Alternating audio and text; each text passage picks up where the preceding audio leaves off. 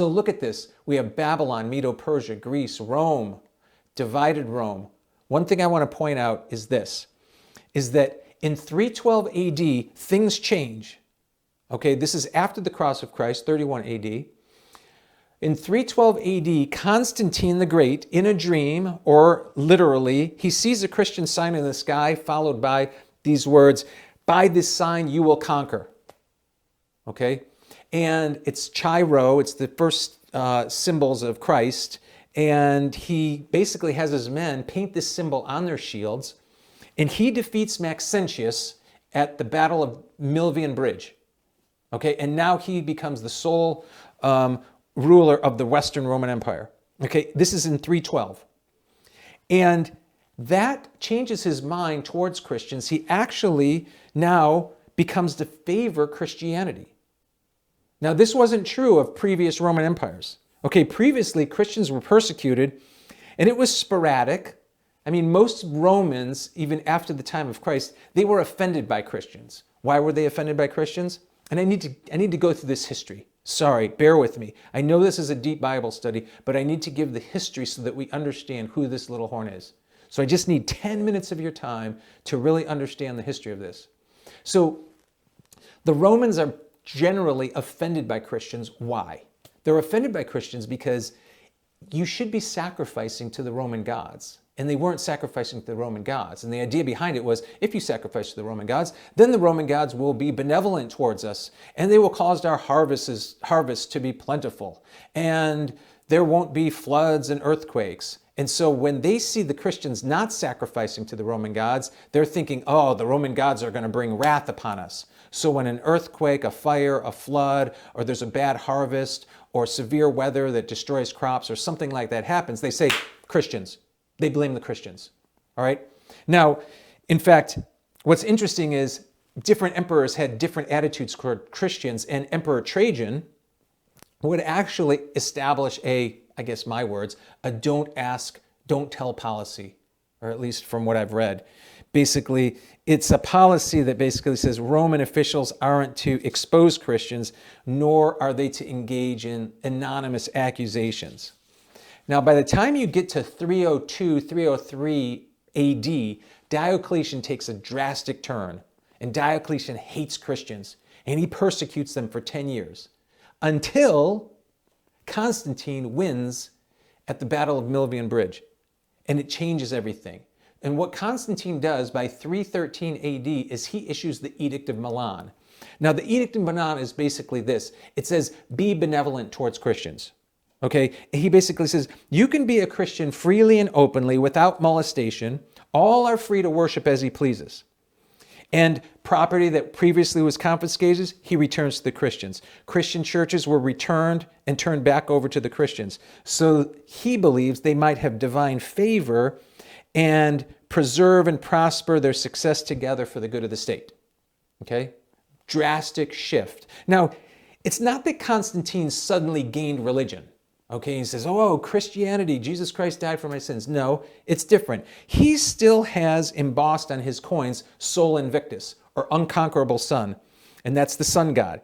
He was still the chief priest. He was the Pontifex Maximus of the Roman church-state cult. But Constantine sees Christianity as the means by which he can hold the empire together. Because think about this. He has a vast empire. Okay, he has multiple diverse cultural identities across the empire, from the Visigoths, the German barbaric tribes, to Africans, to the Greeks. And it's like, how can he keep the kingdom together? And he realizes Christianity is a means by which he can do it, because it transcends all those diverse cultures. And he says, wow, you can be a Greek, you can be Latin, you can be a slave, you can be free, you can be Gentile, you can be Jew, you can be poor, you can be rich, you can be anything, and you can be a Christian. And that's how he says, so by transforming the Roman Empire into a Christian empire, Constantine can now unify the splintering empire and succeed in holding it together. Now, here's what's something interesting. Okay, if you look on the screen, you see the Council of Nicaea in 325 AD. I need to unpack that a little bit. What that means is this. Basically, a Christian priest named Arius starts to teach a doctrine that Christ is not of the same substance of God. Okay, that Christ was actually a created being. This is what Arius preached. Okay, now Arius was gaining followers, and the bishop from Alexandria, Egypt, excommunicates him because he believes that Christ was of the same substance as the Father. Okay, and that's where this teaching would be called Arianism. Okay, that Christ was not of the same substance. Constantine picks this up and he says, wait a second, look at this. There are factions developing up in the church, and there's different doctrines and different beliefs. This is not good. So in an unprecedented move, by his own authority, he calls a church council. Constantine, the emperor of Rome, calls a church council and says, let's settle this. And essentially, that's where they have the Council of Nicaea. And at the Council of Nicaea in 325 AD, that would be the establishment of the fact and the doctrine that Christ is of the essence of God. In fact, it says, very God of very God, begotten, not made, being of one substance with the Father. And that would result in the Nicene Creed. Because Constantine wanted the church to flourish. And he gave them all sorts of advantages. Christian priests were equal to the priests of the Roman gods. He exempts them from taxes, and even state responsibilities that might interfere with their religious duties. You could even leave your property to the church, okay? Now, the Council of Nicaea in 325 AD wasn't the final word on Arianism, but it did advocate that Christ was one with the Father. And so what happens is there's still controversy over this. That teaching still is pervasive. In fact, it's pervading all levels of society. Okay, people are talking about it. Some people believe that Christ is one with the Father. Others believe, no, he was created being. By 380 AD, Theodosius, the next emperor, basically declares that the Nicene Creed is the one true faith and threatens dissenters with legal penalties. At least he tries to. He basically says he calls into being a single unified Catholic, that means universal, a Catholic Christian church applying to all mankind, and he issues the Edict of Thessalonica in 380 AD. On the screen you can see that. Basically, Christianity, it becomes the official state religion of the Roman Empire. Amazing. Now think about this. Rome is a polytheistic empire, worshiping multiple gods, and now by 380 AD, Rome, the Roman Empire, becomes a Christian nation. And so the idea of a heretic now is defined by law. And it's punishable if you offend and break those particular rules and regulations and laws of what would define a heretic. Now, he wanted uniformity throughout his empire. Now, here's where it gets interesting. Theodosius, separate from any church-state religion issue that's going on, a riot breaks out that's unrelated to any religious Arianism. And he deals with the riot swiftly. He basically has all the people associated with the riot killed. Okay, he just wants to deal with it quickly. And this doesn't go over well with the Bishop of Milan. Okay? And Ambrose, the Bishop of Milan, basically excommunicates Theodosius from the church. Okay, which is really interesting because he felt that he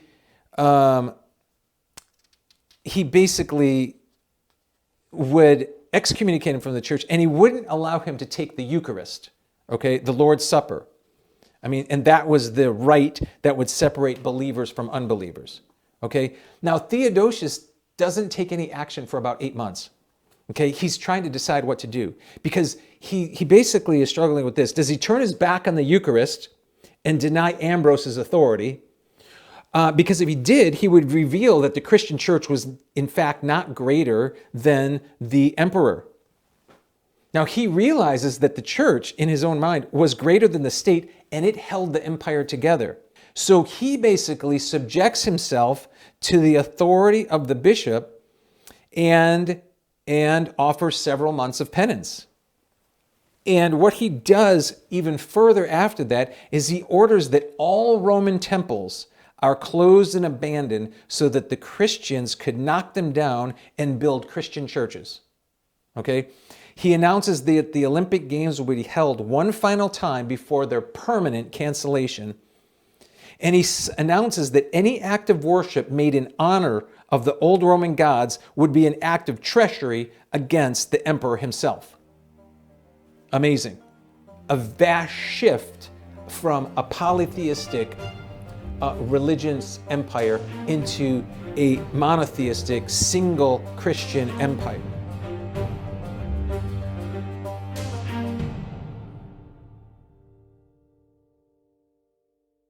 Like what you see? Subscribe to our channel on YouTube, or you can go to angelsintheglen.org. That's angelsintheglen.org. We've got an entire series for you to take you through the events that must take place before Christ returns. God wants his people ready. It's not a time to fear, it's a time to be ready. I hope you'll join us.